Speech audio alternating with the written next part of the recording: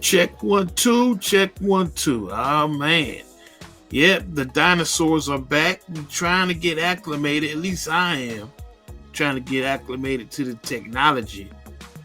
I mean, I can't stand this technology, man. I'm so used to just the phone and the recorder. I'm at home doing that. But no.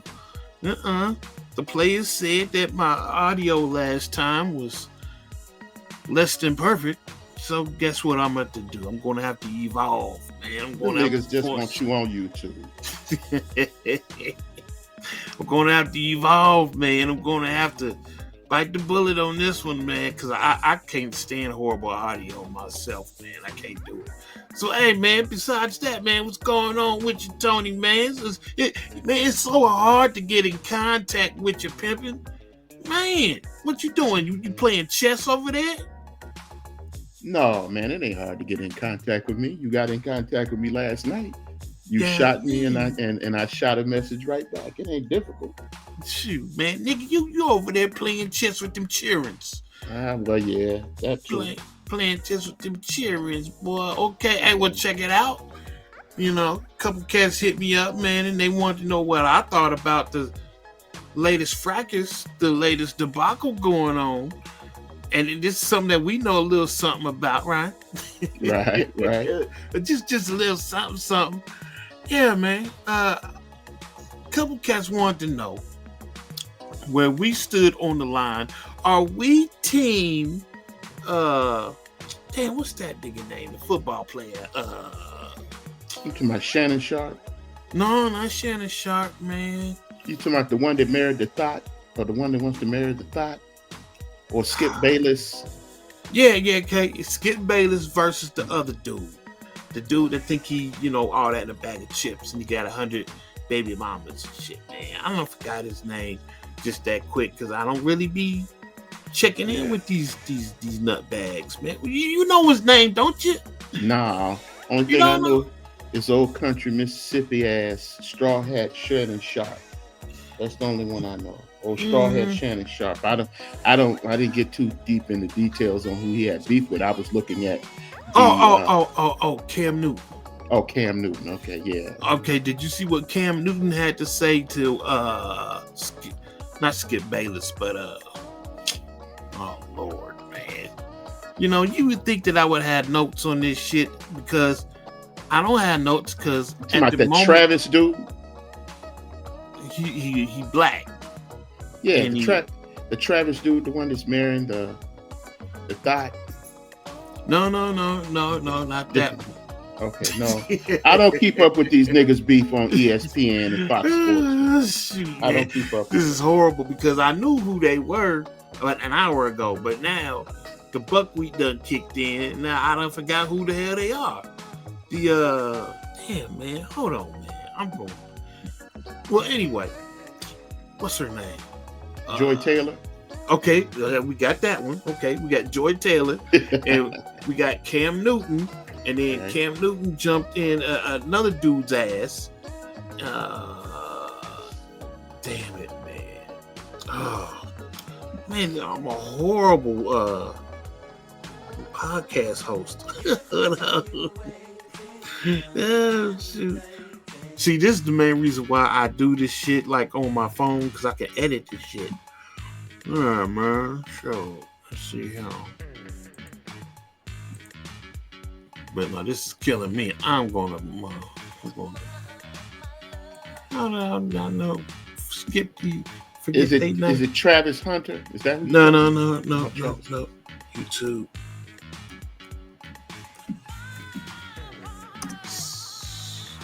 Cam Newton. Going to put Cam Newton in. Brock Purdy? Oh, Jason Whitlock. That's Jason it. Whitlock. Oh, Okay. him. Yeah. Okay. Horrible, man. Horrible. Well, due to the fact that you didn't know, then you obviously haven't heard what Cam Newton is saying and what Jason Whitlock is saying. I heard what Jason Whitlock. I heard his comments. I just didn't know that's who you was talking about. Okay. He's going in on talking. Yeah, I know what he's saying. Okay, I know Jason exactly. Whitlock. So, did you hear what Cam Newton had to say? No, I didn't. Like I said, I don't keep up with these niggas beef. Right, beefs, these right. nigga beefs on spot. And I pulled up the tweet here, and he's right. I got the tweet here. Jason Whitlock, you're not that guy, pal. Disrespectful comments like that. Who you fucking, bro? Yeah. Tells him to stay in his lane. Yeah. Ooh. I'm Okay. So this is the select nigga clapping back at the non-select nigga. This is the quiet little civil war that's been going on. You should be familiar with this because they done aim this same type of criticism. They done aim this same type of criticism. You done heard this before. Yeah. Oh, you niggas are just tricking. You don't know what you're talking about. You ain't got no game. You ain't got no mouthpiece and all that shit. So, I mean, he told him, he said, you're not that guy. You're not that guy. And to a certain extent, Cam Newton is right. He's not that kind. You and I both know, come on, let's be honest. Right. You and I both know that in the real world, this nigga is invisible to this chick. Right. That's Okay? true. Because let's look at it. In corporate America, there is a food chain. There's a food chain. He's nowhere near the top of it. Yes, he is an unattractive nigga with a large check. When black women get in that type of environment, this is the last nigga they looking for. Actually, he could be getting paid more and make more, and they think that they're above him. They think that they're above him. And the reason they think they're above him is because they can leverage the currency, that snatch currency. They think they can leverage that snatch currency with the white man, and the white man allows them to do it. He allows them to leverage that snatch currency in order to obtain certain benefits and privileges.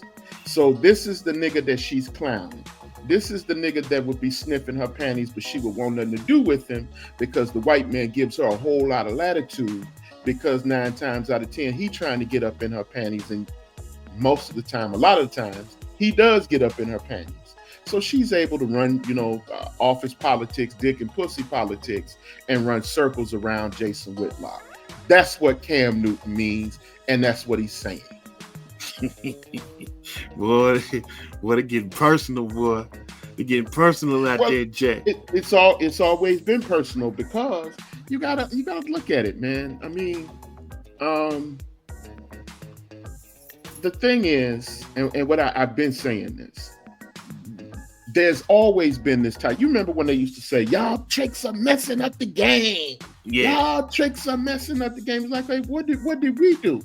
If you got so much game, why are you threatened by a nigga that's quote unquote leading with his wallet? Right. Why are you threatened by that? Well, in this instance, there are certain exceptions to the game. She's not threatened by this nigga leading with his wallet because she is in a circle of niggas or with white men with bigger wallets. See, she's in that cracker rotation. She's on that cracker merry-go-round, and those crackers have not only money, they have something called power. They have something called networks and contacts. So in her mind, she on another level than a Jason Whitlock. She's not restricted to his ecosphere. So her mouth gonna be slick as KY Jelly and D Block. Of course, she gonna look down at him with scorn and contempt. Wow, man. Shoot, my thing is this, man. Let's see here. My contention is not necessarily, what Cam Newton is saying, right? Okay. My thing is, let me just ask you this, right? Okay. Do you believe that this Joy Taylor chick, she has weaponized her femininity? Of course she has. What? Which woman doesn't? Of course she did. Nigga, that's a way of life. Oh, okay. It's a way of life, just like ahead. Kamala Harris did. You see?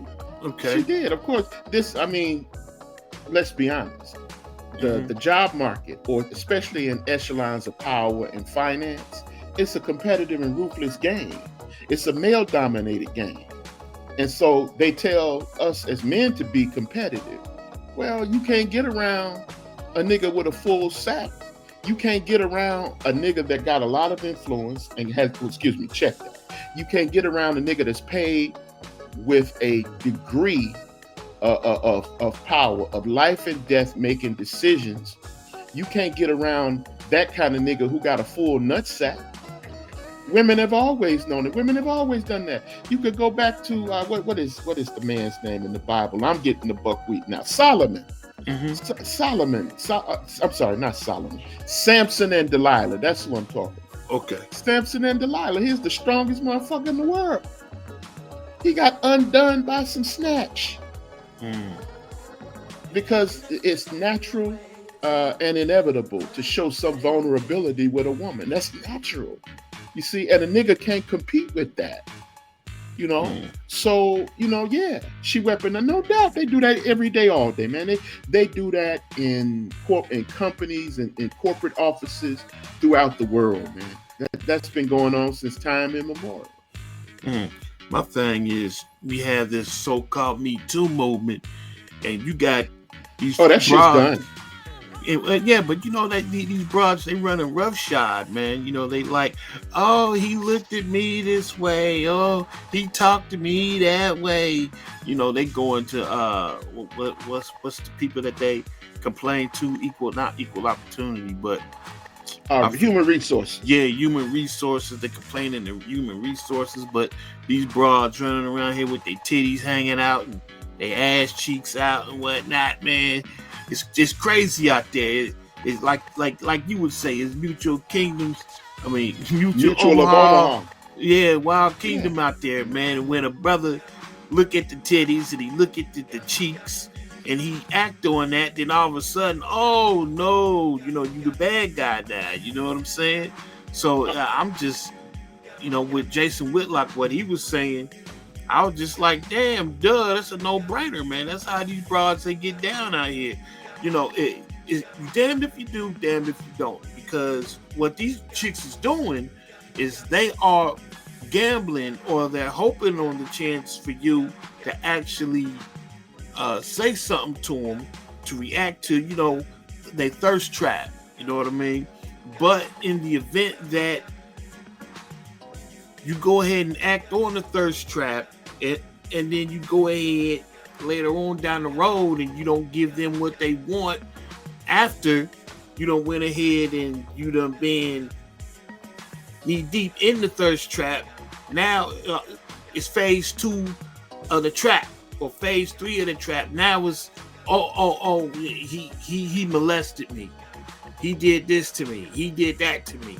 When I mean, you was cool with it, you know, a month ago, but now all of a sudden, when you can't get what you want, you know, kind of like low-key what some of these broads was doing to me back in the day. You know what I mean? Once I was done with them, once I had no more use for them in the in the adult entertainment game, then all of a sudden, Big Mike was the villain. You know what I mean? I don't know what you got to say about that. Face said, one of my favorite rappers is Scarface. He got this song called Fuck You off of the Deeply Rooted album. Okay. And it goes like this. He said, if it was all good just a week ago, take your case. That's your motherfucking key of dope. Oh. You see what I'm saying? Oh. So if it was good when you was making money, keep your mouth shut now that you done got caught. Man. So if we apply that to this situation, Me Too, I'm just gonna come on out and say it, man, because you know I'm the bad guy anyway. You know, okay. I've been scripted as the bad guy anyway. So Me Too ain't nothing but weaponized retroactive whore's remorse. Oh. That's all it is. The Me Too movement ain't nothing but retroactive whore's remorse for women, that entitled women who now are in society and they're largely incompetent. That's all it is. It's largely for, I'm just coming on out to say it, man. It's retroactive whore's remorse for dumb, pretty bitches. That's all it is. That's all it is. Okay, so now when you were in the company, it wasn't enough that you was coming to work late and leaving early. Mm-hmm. It wasn't enough that you were calling off whenever you felt like it and still getting a fucking raise. It wasn't enough that you was getting special privileges. It wasn't enough that you were getting a supervisory position and you got an entry-level job description. it wasn't enough that you were getting that. But now you got to come back 20 years later. You got to come back 20 years later after you done scammed these benefits off a nigga and come back for some more because you feel some kind of way that you didn't get the type of wealth and privilege that you think you deserve now. And it's 20 fucking years later. Bill Cosby got convicted because of retroactive whore's remorse.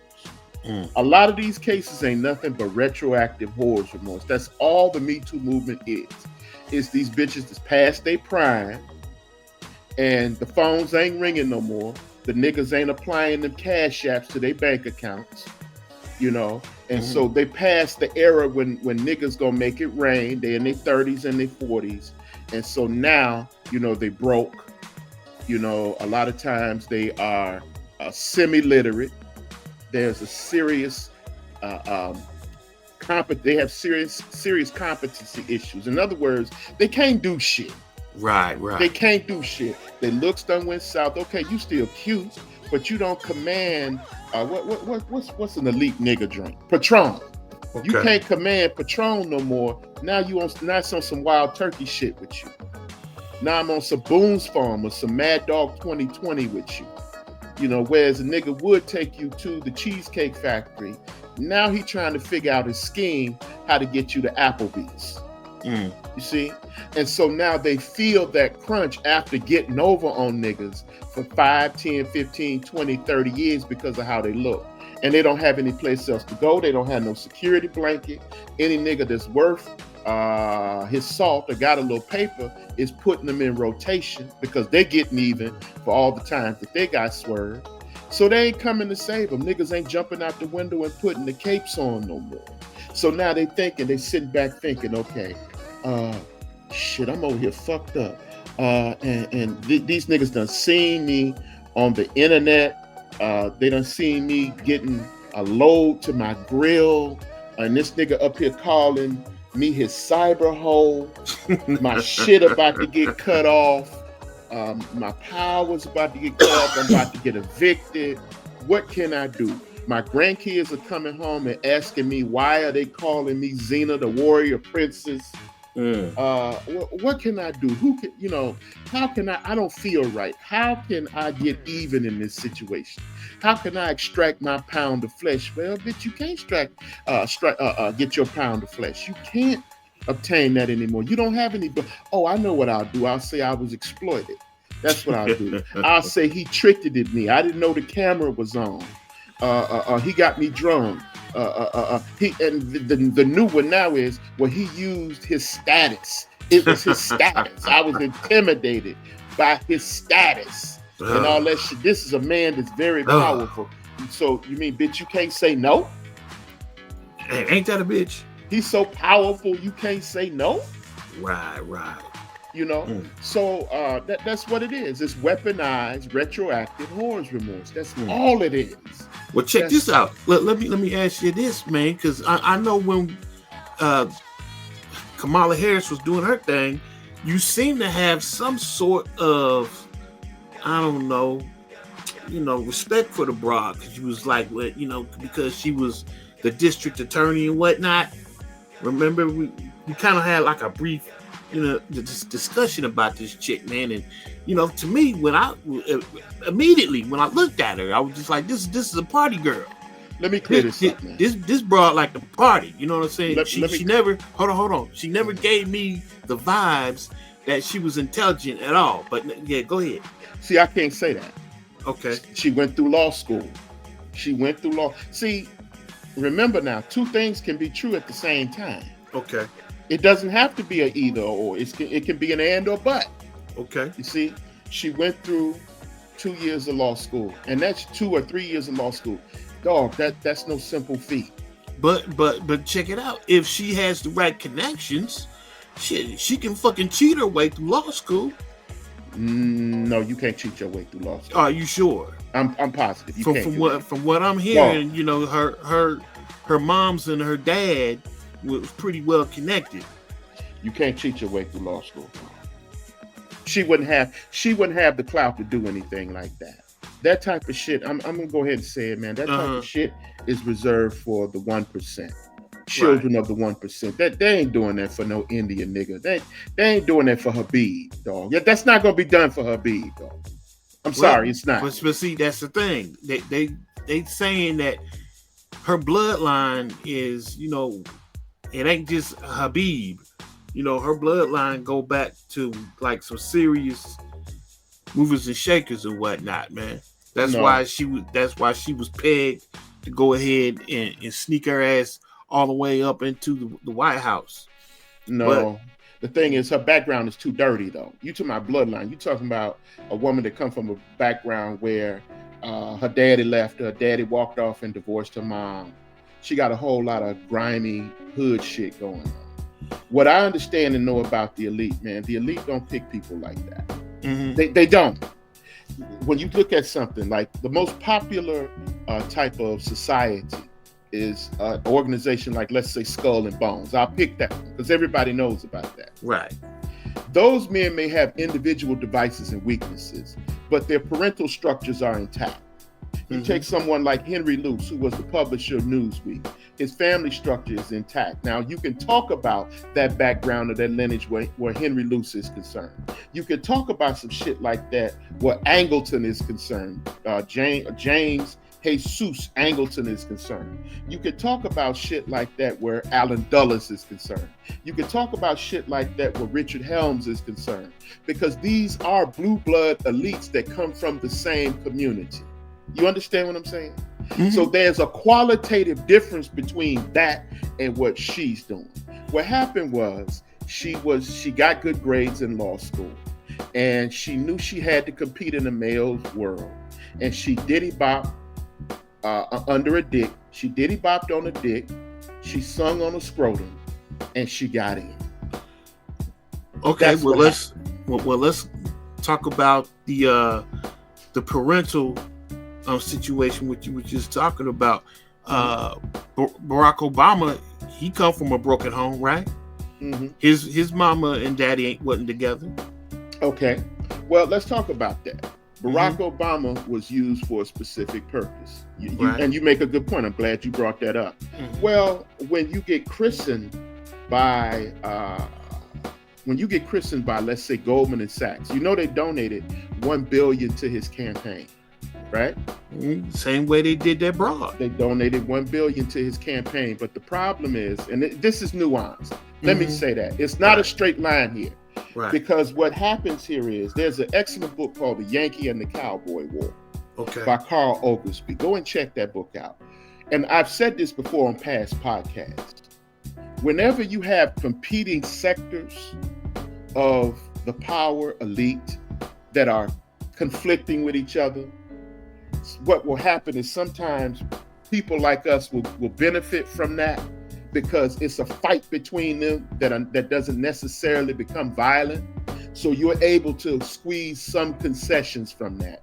Now let's compare, since you brought up Barack Obama, let's compare her to Kamala Harris. Okay. Kamala Harris was running against who?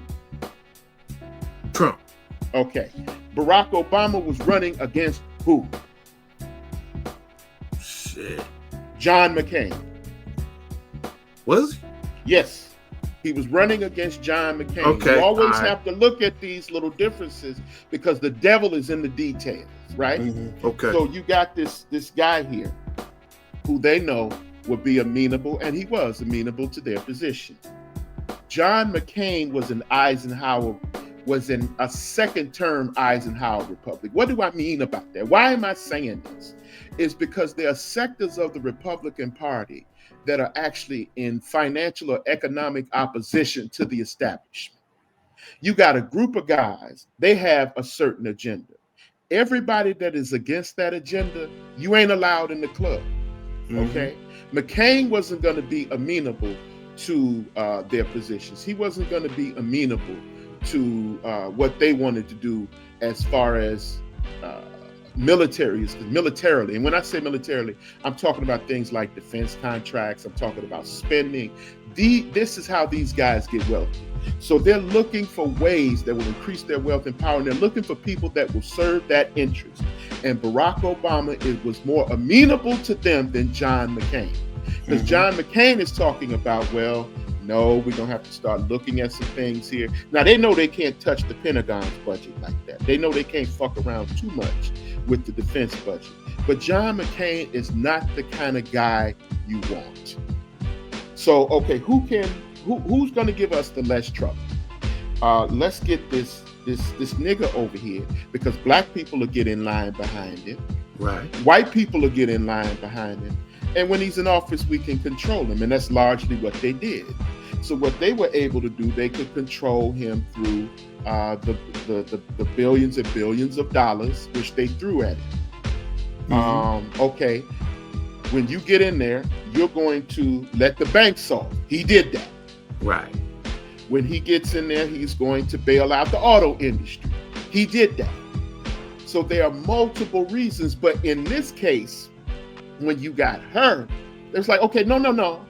Our nigga quota is full. We've done this. We've had this nigga here. You black folks have had 8 years of uninterrupted patronage. You had your status symbol. That shit is over with. So now you also have to look at that the white populace is rising up against this. And so they can't have that type of unrest in this society. And then at the same time, you running against, you know how much Donald Trump is worth? You know how much money Donald Trump represents? Okay. And you have a bunch of people in the general populace, a bunch of white men. Let's come on out and say, let's not say white men. Fuck that, scratch that. You got a bunch of men lining up behind Donald Trump. Yeah. I read an article, somebody called it the bro culture. You got men lining up behind the bro culture, and you got the elite to a certain extent lining up behind the bro culture. You're not going to push her over him, dog. That's not going to happen. Right. Because they know that after January 6th, they know that they can't keep control of the streets that way. You can't do that. Shit is too far gone. It's too much. We've had 8 years of Obama. And then we unceremoniously dumped Maud's ass out in 2016 when she ran. We wouldn't let her, Hillary Clinton. I call Hillary Clinton Maud.